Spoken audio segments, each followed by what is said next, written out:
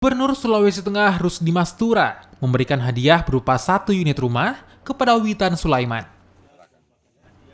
Pemberian hadiah rumah ini menjadi sebuah penghargaan bagi atlet yang berprestasi dari Sulawesi Tengah.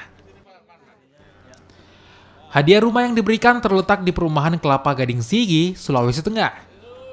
Witan bersyukur dengan hadiah yang diberikan dan menjadi satu motivasi untuk terus membawa nama Sulawesi Tengah dan Indonesia di dunia sepak bola.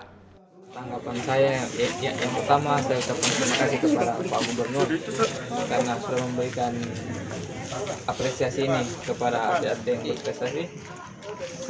Ini akan saya jadikan motivasi buat saya ke depannya. Saya akan lebih bekerja keras lagi supaya saya bisa lebih membanggakan Sulawesi Tengah dan khususnya Indonesia.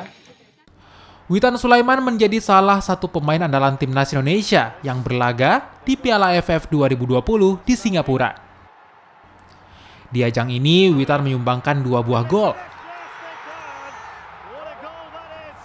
Pada gelaran Piala AFF 2020, Indonesia meraih posisi kedua di bawah Thailand setelah kalah agregat 6-2.